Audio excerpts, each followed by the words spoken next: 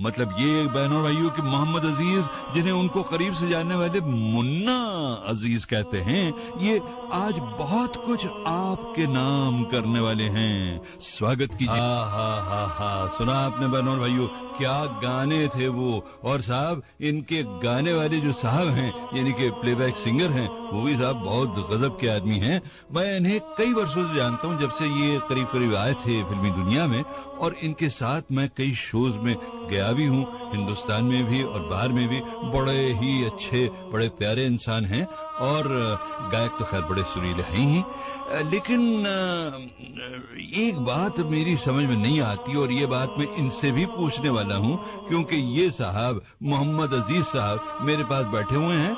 बात ये बहनों भाइयों कि इन्हें पकड़ना बहुत ही मुश्किल हो रहा था काफी दिनों से, और मैं परेशान हो रहा था, लेकिन आखिर चूंकि पुरानी दोस्ती है, पकड़ में आ ही गए और हमारे स्टूडियो में आ गए। मैं इनसे ये पूछूंगा कि भाई, इतने सारे गाने गाने के बाद मोहम्मद अजीज साहब, आप कहाँ गायब हो गए थे और कहाँ छुपे बैठते थे? क्यों आपको पकड़ना इतना जरा मुश्किल होता है? कहाँ घूमते हैं आजकल? मैं यही बॉम्बे में हूँ। अच्छा। और अक्सर शोज वगैरह के लिए बाहर जाता हूँ, और फिर यहाँ जो भी हमारा ताल्लुक तो गाने से ही है, यानी रीजनल गाने, डिफरेंट लैंग्वेजेस के गाने, ये सब हिंदी के अलावा और भी कुछ 17-18 जबानों में। 17-18 जबानों में गाते हो भाई? कौन कौन सी जबानें हैं ये? बंगाली, उड़िया, अरे वाह, गुजराती, अरे आसामीज, पंजाबी, हरियाणवी, राजस्थानी, अलग अलग जबानों में जब भी कोई बुलाता मैं तो जाहिर है मसरूफियत तो है। अच्छा, ये सारे गाने यानी बम्बई में रिकॉर्ड होते हैं, बम्बई के बाहर? 90% बॉम्बे में ही होते हैं। यानी अब ये उड़िया और बंगाली गाने भी बम्बई में रिकॉर्ड? जी हाँ। और जब मैं कभी बंगाल जाता हूँ शोज के लिए, वो मेरा होम टाउन है। बंगाल तुम्हारा होम टाउन? जी हाँ, कलकत्ता।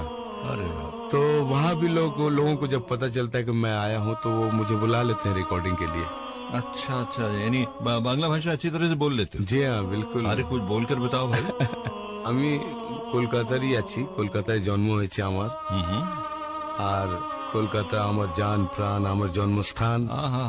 जान प्राण, वेरी गुड। वैसे जगह भी वैसी है कि जान प्राण हो सके। कलकत्ता जो है वो मेरा जन्म स्थान है, और बॉम्बे जो है, मुंबई, ये मेरा कर्म स्थान है। कर्म स्थान है। Very good, very good. अच्छा, अब मैं बंगाली गानों अजीज साहब, आशिक नबील अजीज, उड़िया गानों के बारे में भी पूछूंगा जी तुमसे मोहम्मद अजीज, लेकिन कुछ और सवाल हैं, वो करते चलें धीरे धीरे, और फिर हम आगे बढ़ते हैं।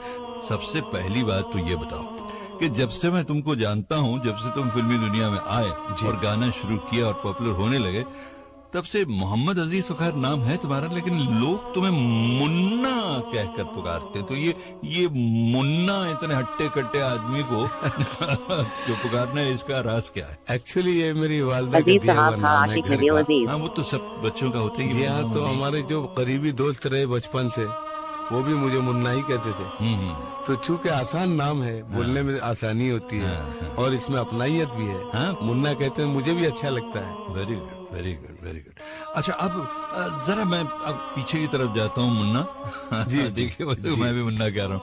वो कलकत्ते की बात जो थी, जी हाँ, क्या तुम बहुत सारे गाने जो अजीज साहब का आशिक नबील अजीज बंगाल में, और जी तुमने कहा उड़िया गाने भी गाते? जी हाँ। तो यहाँ हमें कुछ नहीं सुनाओगे, कुछ गाना उड़िया का या बंगाली का? हाँ, जरूर सुनाऊंगा। बताओ कौन सा सुनाना चाहोगे? एक गीत पूजा के समय पे 87 में रिकॉर्ड हुआ था। ये एल्बम था। तो उसमें 4 गाने मेरे थे। एक गाना उसमें बहुत पॉपुलर हुआ, जो आज भी पॉपुलर है, लाल साड़ी लाल टीप। अच्छा, मोहम्मद अजीज उर्फ मुन्ना, ये बताओ कि बंगाल से तुम बम्बई कैसे आए और क्यों आए और कब आए? एक्चुअली मैं 82 तक तो कलकत्ते में ही था। अच्छा। जी हाँ। तो वहाँ स्टेज प्रोग्राम वगैरह करता था, और मैं स्टेज प्रोग्राम में मोहम्मद रफी साहब के गाने गाता था। अच्छा। तो उनका जब इंतकाल हुआ 80 में, जाहिर एक फैन की हैसियत से जो दुख था वो आज भी है, लेकिन साथ में एक इनसिक्योर फीलिंग भी आ गई कि अब तो रफी साहब के नए गाने सुनने को नहीं मिलेंगे। अब चूंकि एम्बिशियस भी था कि मैं भी कुछ करूं, कभी रेडियो में मेरी आवाज भी आए, मेरे अपने गाने भी आए। अच्छा अच्छा। फिर मैं 82 में बॉम्बे आ गया। अच्छा अच्छा जी। यहाँ किसी आ गए या किसी ने बुलवाया? नहीं, किसी ने नहीं बुलवाया। हाँ। मैं आया और आके यहाँ एक गेस्ट हाउस में रहता था, स्ट्रगल किया काफी 1-1.5 साल तक। फिर यहाँ दुर्गा पूजा का प्रोग्राम होता था नेशनल कॉलेज के पास मैदान में, वहाँ किसी तरह कोशिश करके चांस लेने की कोशिश की। यहाँ बंगाली डायरेक्टर प्रोड्यूसर सब आते हैं। हाँ। आर.डी. बर्मन साहब आते हैं, मिस्टर बप्पी लहरी आते हैं, तो शायद कोई सुन ले, उनको अच्छा लग जाए। और देखिए मेरी कोशिश अजीज साहब का आशिक नबील अजीज। मुकुल दत्त दादा मिले जो आन मिलो सजना वगैरह फिल्म के डायरेक्टर भी रहे और बंगाली गानों के राइटर भी हैं। अरे अच्छा अच्छा। हाँ, बड़े मशहूर राइटर हैं। तो वो मुझे मिले, कह रहे बड़ी अच्छी आवाज है। फिर वो उन्होंने अपने घर बुलाया, फिर मुझे लेके गए सपन जगमोहन जी के यहाँ। अच्छा। उन दिनों एक फिल्म, बंगला फिल्म और बंगला और हिंदी डबल वर्जन बन रही थी। हाँ। अंबर और ज्योति। अच्छा। हिंदी में अंबर, हाँ। बंगाली में ज्योति। हाँ। तो वो गाना फिर मुझे मिला। वो अंबर फिल्म तो रिलीज ही नहीं हुई और ज्योति भी रिलीज हुई अभी से 2-3 साल पहले। अच्छा अच्छा अच्छा। हाँ, लेकिन मुझे ये फायदा हुआ कि मैं वो गाने लेकर संगीतकारों को सुनाने लगा। और उन दिनों मैं उषा खन्ना जी के यहाँ खूब जाता था। उन्होंने भी मुझसे वादा किया था। खैर, उन्होंने भी मुझे बहुत सारे गाने गवाए उन्हीं दिनों। यानी पहला मशहूर गाना तुम्हारा कौन सा? पहला जो ब्रेक कहते हैं जिसे, वो है मर्द। अच्छा। एक दिन मनमोहन देसाई की। जी हाँ, एक दिन मैं ऐसे ही सोया हुआ था, सुबह 6 बजे एक लड़का आया कि जल्दी चलो, अन्नू भाई ने बुलाया, अन्नू मलिक साहब। तो ये उन दिनों वो भी बिल्कुल नए थे। तो मनमोहन जी की फिल्म मिली उनको मर्द, उन्होंने मुझे बुलाया। मैंने कहा यार क्यों मजाक कर रहे सुबह सुबह नींद से जगा के। उस लड़के ने कहा अरे नहीं भाई, तुम अमिताभ बच्चन के लिए गा रहे हो।